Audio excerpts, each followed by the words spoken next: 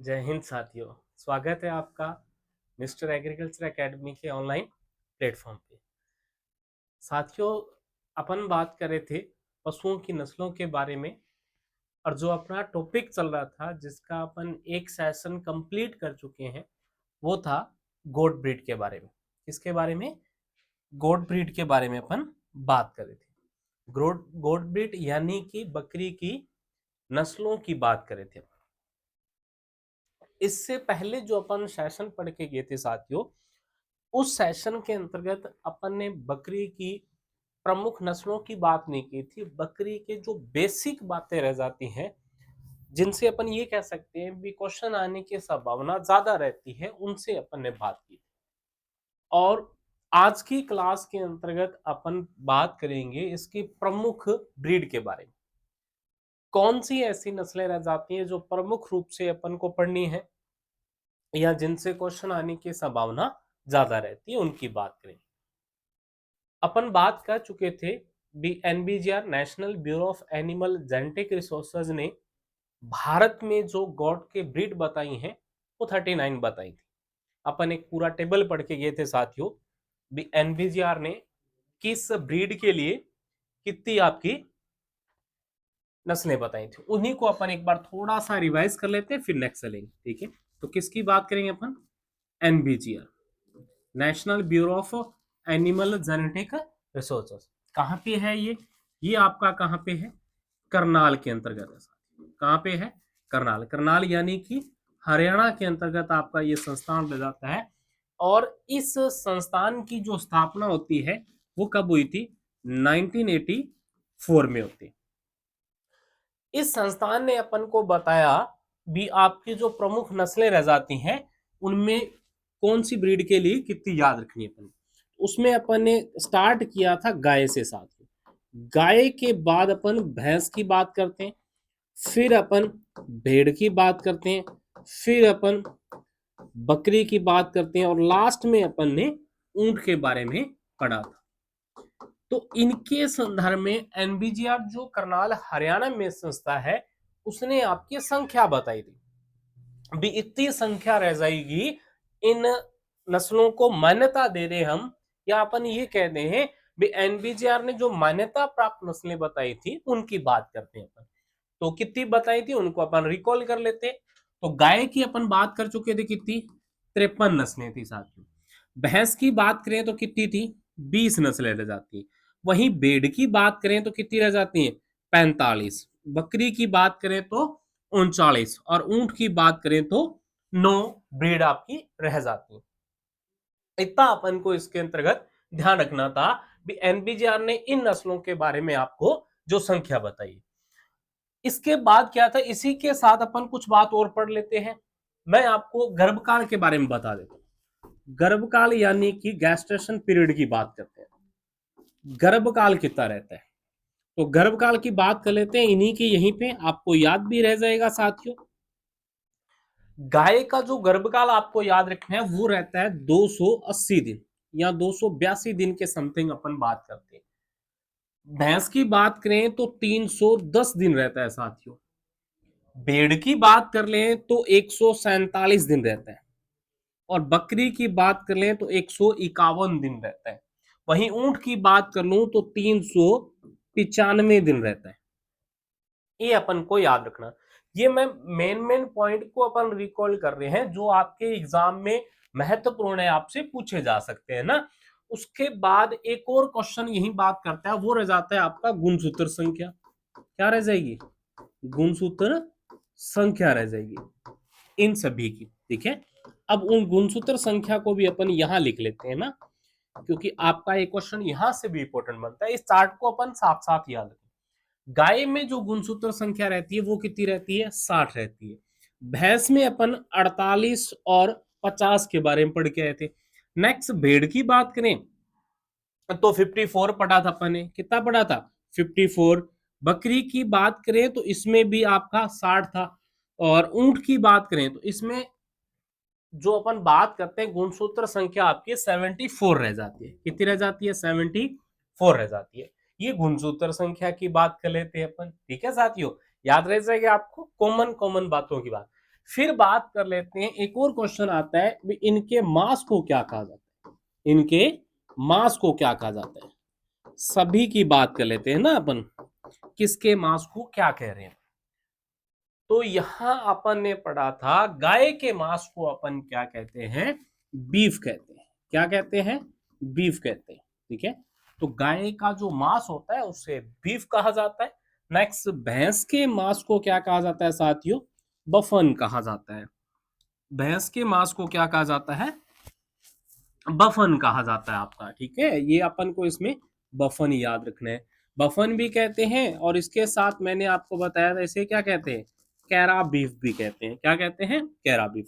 भेड़ के मांस को क्या कहा जाता है, तो मटन कहा जाता है। और बकरी के मांस को क्या कहते हैं अपन, तो बकरी के मांस को क्या कहा जाएगा, चेवन कहा जाएगा साथियों। क्या कहा जाएगा, चेवन कहा जाएगा। ठीक है, इसमें चेवन याद रखना था अपन को। उसके बाद ऊंट के अंतर्गत ऐसा कुछ अपन पढ़ते नहीं है, इसमें एक और याद रख लेना, ऊंट की जगह अपन यहाँ याद रख लेंगे किसके बारे में, अपन मुर्गी के बारे में याद रख लेना। ये आपका इंपॉर्टेंट क्वेश्चन बन जाता है। तो मुर्गी के मांस को क्या कहा जाता है, चिकन कहा जाता है। क्या कहा जाता है, चिकन कहा जाता है।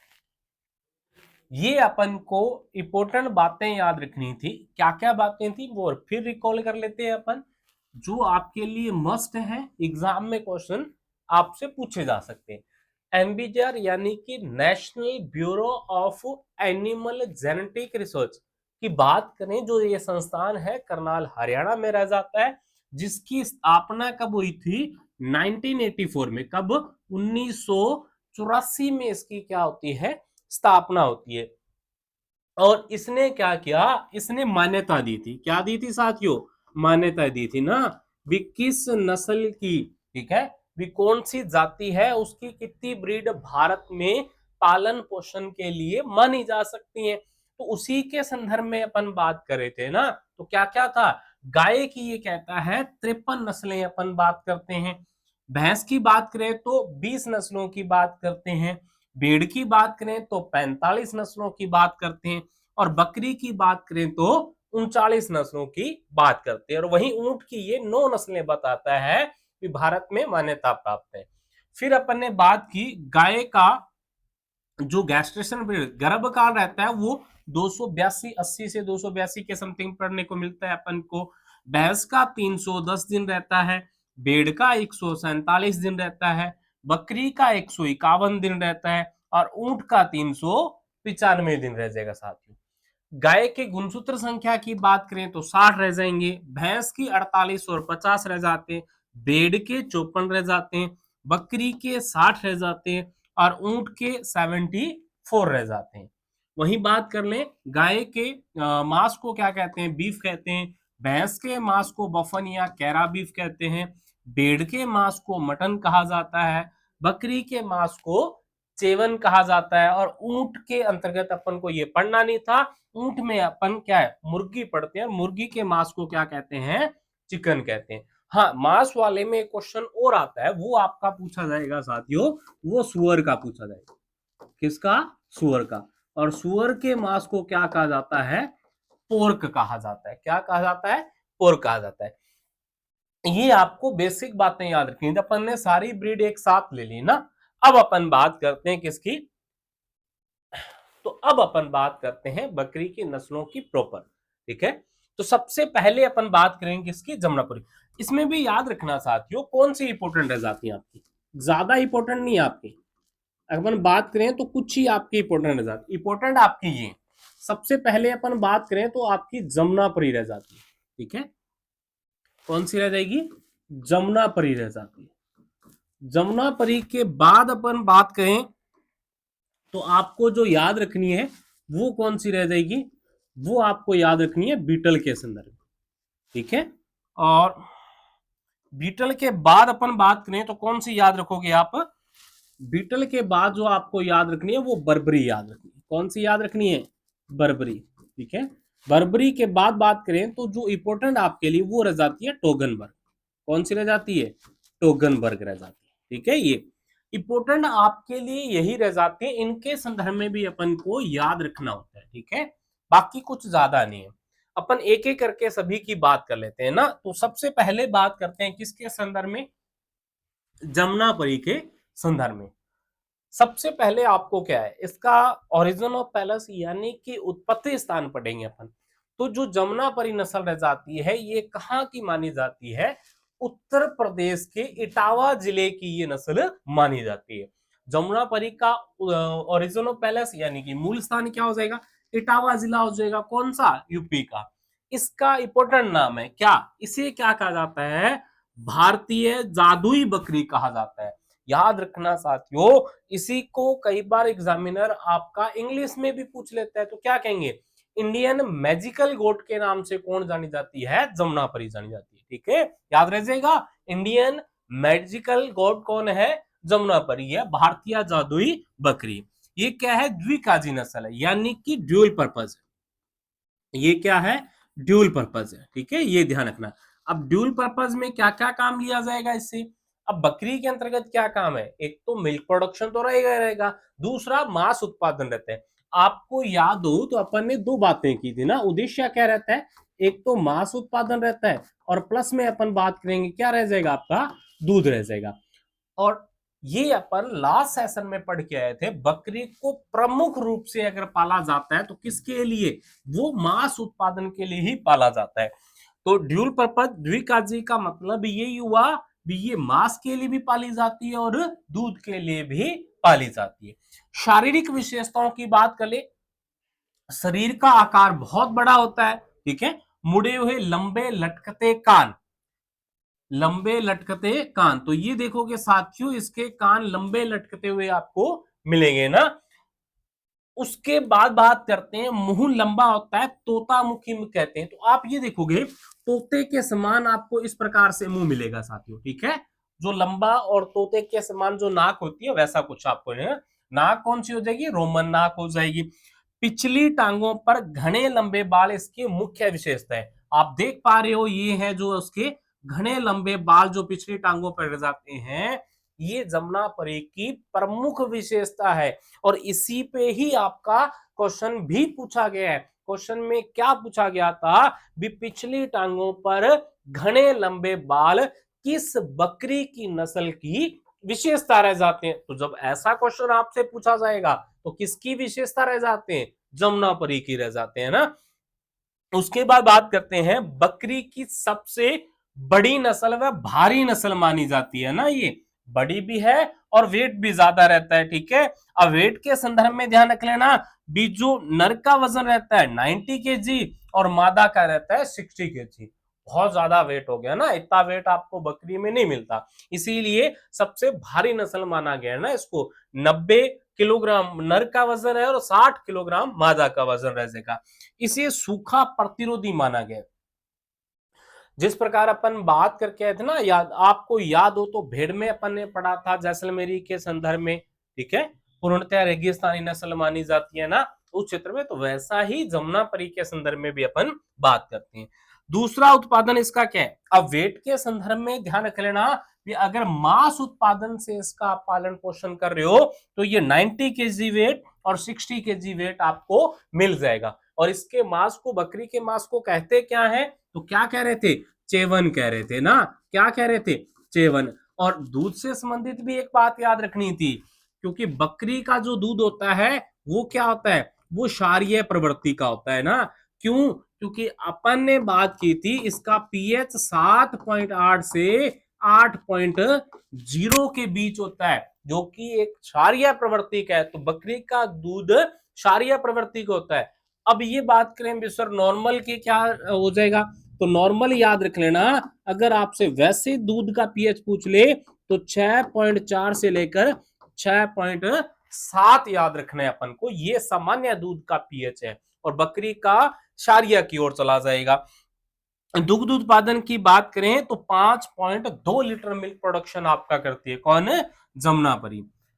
उसके बाद ये प्रमुख नस्लें रह जाएंगी आपकी। फिर अपन दूसरी बात करते हैं तो कौन सी, बीटल की बात करते हैं साथियों। जमुनापरी उत्तर प्रदेश के इटावा जिले की थी ना, ये क्या रह जाती है, बीटल रह जाती है पंजाब के गुरदासपुर जिले की रह जाती है ना। अब याद कीजिएगा, अपन भैंस वाले सेशन में पढ़ के आए थे, वहां भी एक पंजाब की नस्ल पढ़ी थी, और वो पढ़ी थी अपन ने नीली रावी। याद है आपको? वो पंजाब की रह जाती है ना, तो पंजाब से संबंधित दो बातें याद रखनी है। दूसरा, बकरी की कौन सी नस्ल है? बीटल नस्ल रह जाती है, जो गुरदासपुर जिले की है। बकरी छोटे आकार की होती है और रंग कैसा रहता है? काला मिलेगा आपको, ठीक है। ये ध्यान करना, बाकियों में अपन बात करके ना, जैसे आप जमुनापरी में बात करके, जमुनापरी में रंग कैसा था? सफेद रह जाता है। तो वहीं बीटल में बात करेंगे तो इसका रंग क्या रह जाएगा? काला रह जाएगा, ठीक है। नर में दाढ़ी पाई जाती है। आप यहां देखोगे, इस कान तो आपके ये मिलेगा आपको, इसके साथ क्या है, यहाँ पे आपको क्या है, इस प्रकार की एक संरचना मिलेगी जो नर में दाढ़ी होने का संकेत देता है। तो ध्यान रख लेना, बीटल मतलब कि नर में दाढ़ी पाई जाती है, ये बात अपन को याद रखनी है। कान लंबे व सींग समतल होते हैं साथियों, कान लंबे अपन बात कर ही चुके हैं। रोमन नाक सेम वैसा ही जैसा जमुनापरी में पढ़ा था ना अपन ने, जो नाक होती है वो रोमन होती है। और द्विकाजी नस्ल है, यानी कि ड्यूल पर्पज, किसके लिए? मांस के लिए, यानी कि चेवन के लिए भी और दूध के लिए, जिसका पीएच क्षारीय था 7.8 से 8.0 ना, इसी का ही मिलेगा आपको। शारीरिक विशेषताओं में जमुनापरी नस्ल से समानता खाती है। कैसे खाई समानता? नाक उसकी भी रोमन थी, इसकी भी रोमन है। और फिर बात करते हैं, इसकी बात करें तो जो आपने इंपॉर्टेंट बात की, कानों के संदर्भ में बात की, वहां भी लंबे लटकते हुए कान थे, तो इसका भी सेम मिल रहा है आपको, ठीक है। तो बहुत सारी बातें उसके साथ समानता खाती है ना। उपयोगिता हम बात करें तो इसका मिल्क प्रोडक्शन कितना है? 1.8 से 2.0 लीटर प्रतिदिन मिल्क प्रोडक्शन है। लगभग आपका 2 litre per day milk production करती है, जिसमें 4.5% क्या पाई जाती है? वसा। ये इंपॉर्टेंट है, क्योंकि बकरी के दूध में आपको इतनी वसा मिलेगी नहीं, ठीक है, ये ध्यान रखना। ये आपका इंपॉर्टेंट है, इसीलिए बात कर रहे हैं ना अपन। तो नेक्स्ट चलते हैं अपन, उसके बाद चलते हैं। अब वसा के संदर्भ में ध्यान रखना, ये क्वेश्चन आपके आ जाए तो किसके संदर्भ में याद रखना? 7.9 ना, किसके? भेड़ वाले में अपन बात करते हैं ना। उसके बाद चलते हैं बर्बरी। इंपॉर्टेंट, बहुत इंपॉर्टेंट नस्ल रह जाती है आपकी। क्यों रह जाती है इसकी भी मैं बात करूंगा, बताऊंगा आपको क्यों इंपॉर्टेंट माना गया इसे। मूल स्थान क्या है? पूर्वी अफ्रीका का सोमानिया का बर्बरा क्षेत्र, ये इंपॉर्टेंट। बर्बरी नस्ल का ओरिजिन ऑफ पैलेस तो सोमानिया का बर्बरा क्षेत्र रह जाता है। लेकिन जो अपन एक संस्था पढ़ के गए थे ना, कौन सी? NBAGR, national bureau of animal genetic research, उसने जो बकरी की 39 ब्रीड को मान्यता दी है, उनमें उसने बकरी जो बर्बरी नस्ल रह जाती है बकरी की, इसको क्या माना है? इसको देसी नस्ल माना है, यानी कि इसे भारतीय नस्ल के रूप में मान्यता दी है। इसीलिए अपन बात करते हैं, ये उत्तर प्रदेश के एटा जिले में और राजस्थान के भरतपुर जिले में पाई जाती है। अब ऐसा क्यों सर? ऐसा इंपॉर्टेंट क्यों? इंपॉर्टेंट इसीलिए बन गया था, एग्रीकल्चर सुपरवाइजर 2021 में आपका ये क्वेश्चन पूछा गया था, निम्नलिखित में से कौन सी नस्ल रह जाती है जो विदेशी है, ठीक है। उसने क्या पूछा था? उसने यही पूछा था साथियों, जैसे अपन लास्ट पढ़ के गए ना, उसने क्या पूछा था? निम्नलिखित में से कौन सी नस्ल आपकी क्या रह जाती है? विदेशी रह जाती है ना। तो अब अगर आपसे ऐसा क्वेश्चन आ जाए और ये 4 ऑप्शन है आपके, ठीक है, तो उसमें क्या था? उसने राइट किसको माना है? टोगनबर्ग आपकी क्या रह जाती है? विदेशी रह जाती है। लेकिन अभी देखो, कुछ बच्चों ने इस पे ऑब्जेक्शन किया था, क्योंकि बर्बरी का ओरिजिन ऑफ पैलेस क्या मिल रहा था? बर्बरा क्षेत्र ब्रिटिश सोमानिया का। तो इसीलिए ध्यान रखना, ये तीनों ही ब्रीड आपकी क्या मानी गई है? तीनों ही ब्रीड देसी, यानी कि भारतीय नस्लों के अंतर्गत इसे काउंट किया जाता है। चलते हैं नेक्स्ट, बर्बरी के संदर्भ में और कुछ बातें पढ़ते हैं अपन। तो और क्या है साथियों, उसके बाद इसे सिटी गोट के नाम से जाना जाता है, बहुत फेमस है आपकी।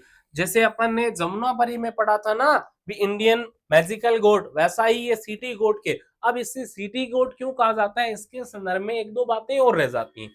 एक तो इस नस्ल को शहर में पाला जाता है, मतलब कम जगह के अंतर्गत इसका पालन पोषण आप अच्छे से कर सकते हो, ठीक है। इसे स्टॉल फीडिंग के लिए भी जाना जाता है। अब स्टॉल फीडिंग क्या होता है? ये देखिएगा, इसे स्टॉल फीडिंग के लिए भी जाना जाता है। स्टॉल फीडिंग का मतलब पशु को आप घर में एक ही जगह वहीं बांधकर पाल रहे हो, उसे वहीं चारा वगैरह खिला रहे हो, ठीक है। तो घर पर बांधकर चराना हेतु प्रसिद्ध रहती है, उसी अपन क्या कहते हैं, स्टॉल फीडिंग कहते हैं ना। तो स्टॉल फीडिंग के लिए भी ये जानी जाती है, इसीलिए इसे सिटी गोट कहते हैं। और भी फेमस बात है, इसका आकार त्रिकोना होता है साथियों, ठीक है। ये दिखेगा आपको, शरीर का रंग भूरा होता है जिस पर कथई या काले रंग के धब्बे होते हैं। उसके बाद कान छोटे व हिरनी जैसे, बकरी की सबसे सुंदर नस्ल दिखती है ना आपको, बकरी की सबसे सुंदर नस्ल, कान आपके छोटे होते हैं जो किसके समान, हिरनी के समान दिखते हैं ना आपको। तो बकरी की सबसे सुंदर नस्ल बर्बरी मानी जाती है। सबसे भारी कौन सी है, जमुनापरी है। 12 से 15 माह में 2 बार बच्चे पैदा करती है और दोनों बार जुड़वा बच्चे देती है। ये क्वेश्चन इस लाइन से भी आपका क्वेश्चन पूछा जा चुका है, यही रहता है भी 12 से 15 माह में बकरी की कौन सी नस्ल है, दो जो क्या करती है, 2 बार प्रजनन करती है ना। तो ये आपकी ये ब्रीड रह जाएगी, कौन सी, बर्बरी रह जाएगी। फिर इसके मिल्क प्रोडक्शन की बात कर लें अपन, तो 1 से 1.5 लीटर प्रतिदिन, जिसमें 5% तक वसा होती है, बहुत इंपॉर्टेंट है। नर का वजन क्या रहता है, 38 केजी और मादा का 23 केजी। 90-60 वाले अपन जमुनापरी पढ़ के गए। चलिए नेक्स्ट बात करते हैं। उसके बाद टोगनबर्ग, सबसे इंपॉर्टेंट ना, जिसका उत्पत्ति स्थान क्या है, स्विट्जरलैंड की पहाड़ियां रह जाती हैं। तो टोगनबर्ग कहां की नस्ल मानी जाएगी, स्विट्जरलैंड की मानी जाएगी ना। और ये क्या, ये अब अपन बात करें, ये आपकी क्या रह जाती है, विदेशी नस्ल रह जाती है ना। तो इसके संदर्भ में ध्यान रखना, इससे अमेरिका की मिल्क चैंपियन कहा जाता है। अच्छा खासा मिल्क प्रोडक्शन करने के कारण अमेरिका की मिल्क चैंपियन कहलाती है। इसका रंग भूरा होता है जिस पर सफेद या कथई रंग के धब्बे मिलते हैं। रंग भूरा और सफेद या कथई रंग के धब्बे मिलते हैं। चेहरे के दोनों तरफ कानों से थूथन तक सफेद या हल्के भूरे रंग की पट्टियां, चेहरे के दोनों तरफ, ये देखिएगा, चेहरे के दोनों तरफ और थूथन तक आपका चलता रहता है, सफेद पट्टियां आपको मिलती है। ये नस्ल सींग रहित होती है, सींग नहीं पाए जाएंगे इसमें, ठीक है। और दुग्ध उत्पादन की बात करें तो 2313 लीटर प्रति ब्यांत, और ये लगातार आपका 2 साल तक मिल्क प्रोडक्शन कर सकती है। और पर डे की बात करें तो 5 से 6 लीटर। जैसे जमुनापरी में अपन ने 5 ही पढ़ा था ना, इसीलिए उसे इंडियन मैजिकल गोट कह रहे थे अपन। और जमुनापरी को अमेरिका की मिल्क चैंपियन इसीलिए कहा जाता है, 5 से 6 लीटर पर डे आपका मिल्क प्रोडक्शन कर रही है। नेक्स्ट बात करें, उसके बाद सानेन की बात करते हैं ना, ये उससे भी अच्छी नस्ल है। ये भी कहां की है, ये भी स्विट्जरलैंड की रह जाती है। इसे मिल्क क्वीन कहा जाता है। मिल्क क्वीन इसीलिए कहा जाता है, इसका मिल्क प्रोडक्शन सबसे ज्यादा रह जाता है ना। नर तथा मादा दोनों में दाढ़ी पाई जाती है ना। यहां आपको एक संरचना मिलेगी ऐसी, नर तथा मादा दोनों में दाढ़ी पाई जाएगी। गर्मी सहन नहीं कर सकती और विदेशी नस्ल तो कर ही नहीं सकती है ना। तो स्विट्जरलैंड वैसे ही आपका एक ठंडा इलाका रह जाता है ना, तो ये गर्मी नहीं सहन कर सकती है आपका। बकरी का रंग जो होता है हल्का पीला क्रीम जैसा दिखेगा आपको, थोड़ा सा येलो कलर शेडो दिखेगा आपको। नाक कान ऐन पर काले धब्बे और मुख के नीचे दाढ़ी के रूप में छोटे बालों का गुच्छा यहां मिलेगा साथियों, छोटे बालों का गुच्छा।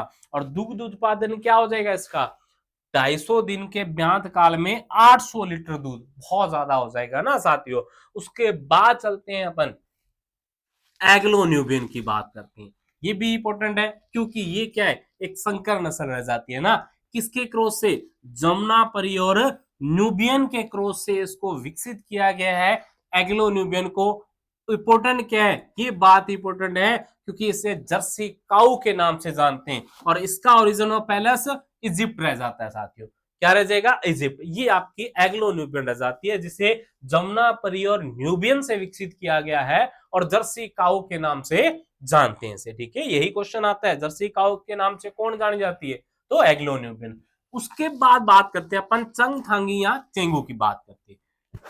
कश्मीर में इसे चंगथांगी के नाम से जाना जाता है, ठीक है, किसे, चेंगू को। और इस नस्ल से पश्मीना ऊन प्राप्त की जाती है। ध्यान रखना, आपको ऐसा ही क्वेश्चन अपन पहले भी पढ़ के गए थे, अगर याद हो। मैंने बताया था बकरी की अंगोरा नस्ल रह जाती है, उससे ऊन प्राप्त करते हैं, वो कौन सी होती है, मोहेर होती है ना, तो मोहेर ऊन किससे प्राप्त हो रही थी? अंगोल नस्ल से प्राप्त हो रही थी। अंगोल नस्ल वही थी साथियों जो भेड़ के समान दिखाई देती थी आपको। और ये पूछा जाए भी ये जो अंगोल ऊन प्राप्त की जाती है ये किससे? ये खरगोश से प्राप्त की जा रही थी। फिर बात करते हैं पश्मीना ऊन कंधे के ऊपर व बगल से प्राप्त करते हैं। ये जो अपन चेंगथांगी की बात कर रहे हैं ना, एक बकरी से लगभग 80 से 170 ग्राम ऊन प्राप्त की जा सकती है। ये आपके चेंगथांगी यानी कि चेंगू रह जाती है जो कश्मीर के अंतर्गत आपको मिलती है साथियों, इसके संदर्भ में ये ध्यान रखना ना। तो अब अपन जखराना की बात करते हैं ना साथियों। जखराना क्षेत्र इसका क्या रह जाएगा? कोटपुतली बहरोड। ये पहले अलवर के अंतर्गत आता था ना, ये ध्यान रख लेना जखराना के संदर्भ में। ये क्या रह जाती है? सर्वाधिक प्रतिदिन 5 से 6 लीटर दूध उत्पादन करती है। इंपॉर्टेंट है आपके लिए। और रंग काला होता है, एन विकसित है, शरीर पर घने बाल पाए जाते हैं साथियों। उसके बाद बात करते हैं अपन ब्लैक बंगाल की। इंपॉर्टेंट है आपकी, कहां की? पश्चिम बंगाल की मानी जाती है ना, वेस्ट बंगाल की। और सबसे उत्तम मांस उत्पादन करने वाली भी यही रह जाती है। इसका जो मांस है साथियों सबसे अच्छा माना जाता है ना, सबसे अच्छा यानी कि उत्तम मांस माना जाता है। और क्या कह रहे थे उसे? उसे अपन चेवन कह रहे थे। क्या कह रहे थे? चेवन कह रहे थे। ये आपकी ब्लैक बंगाल रह जाती है। तो ये आपकी बकरी की नस्लें रह जाती हैं साथियों। आपको अच्छे से याद रखना है, अच्छे से अपने नोट्स बना लीजिएगा और क्लास को ज्यादा से ज्यादा अपने साथियों के साथ शेयर कीजिएगा। बहुत बहुत धन्यवाद।